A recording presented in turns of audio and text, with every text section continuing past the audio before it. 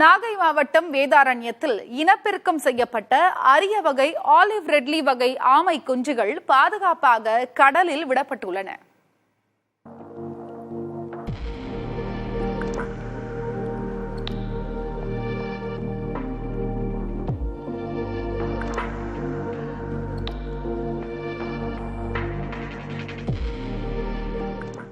Pacific, Arctic, Antarctic ஆழ்கடல் பகுதியில் அதிகம் காணப்பட்டவை ஆலிவ் ரெட்லி வகை ஆமைகள்.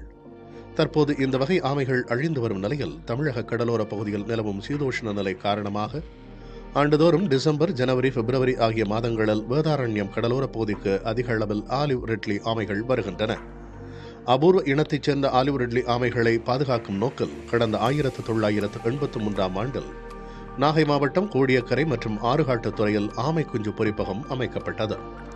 ஆண்டுதோறும் சீசன் காலங்களில் ஆமை முட்டைகள் சேகரிக்கப்பட்டு பாதுகாக்கப்பட்டு குஞ்சு பொறித்தவுடன் அவற்றை வனத்துறையினர் கடலில் விட்டு வருகின்றனர்.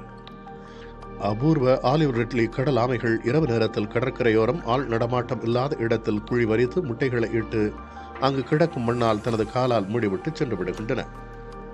இரவு நேரத்தில் பல மணி நேரம் கண் விழித்து இந்த ஆமை முட்டைகளை வனத்துறை ஊழியர்கள் சேகரிக்கின்றனர். பின்னர் அங்குள்ள ஆமை குஞ்சு பொறிப்பக கூடத்தில் மண்ணில் புதைத்து பொறிக்க வைக்கப்படுகின்றன. இது வருஷத்துக்கு பார்த்தீங்கன்னா இந்த வருடத்திற்கு சுமார் 15,000 முட்டைக்கு மேலே வனத்துறையினர் சேகரிச்சிருக்காங்க. 2,000 குஞ்சுகள் பொறிக்கப்பட்டு அது கடலில் விடப்பட்டு இருக்கு. இது போன்ற அரிய வகை ஆலிவ் ரெட்லி ஆமைகள் தாங்கள் எந்த இடத்தில் குஞ்சு பொறிக்கப்பட்டதோ அது பல வருடங்கள் ஆனாலும் திரும்ப அதே இடத்தில் வந்து முட்டையிடுகின்ற பழக்கத்தை கொண்டது அரிய வகை உயிரினமாகும். இது குஞ்சு பொறிக்க வரும்பொழுது கிராமத்தில் உள்ள மீனவர்களுடைய வலைகளில் சிக்கி அதை மீனவர்கள் தங்களுக்கு பொருளாதார இழப்பு ஏற்பட்டாலும் அதை பொருட்படுத்தாமல் வலையை வெட்டி விட்டு ஆமைகளை பாதுகாக்கின்றனர். அதுபோல வனத்துறையினரும் மட்டும் இல்லாமல் கிராம மக்களும் மீனவர்களும் சமூக ஆர்வலர்களும் இந்த அரிய வகை ஆமைகளை பாதுகாப்பதில் பெரும் பங்கு ஆற்ற வேண்டும் என்று இந்த நேரத்தில் கேட்டுக்கொள்கின்றேன். இந்த ஆண்டு முதல் ஆமை முட்டைகளை சேகரித்து கடலில் விடும் பணியை பதிவு செய்ய புதிய ஜியோ டாக் செயலி உருவாக்கப்பட்டுள்ளது. தமிழ்நாடு முழுவதும் உள்ள வனத்துறையினர் அதில் ஒருங்கிணைக்கப்பட்டு ஆமை முட்டைகளை சேகரித்தல், ஆமை குஞ்சுகளை கடலில் விடுதல் உள்ளிட்ட நிகழ்வுகளை பதிவு செய்யும் பணிகள் மேற்கொள்ளப்பட்டன.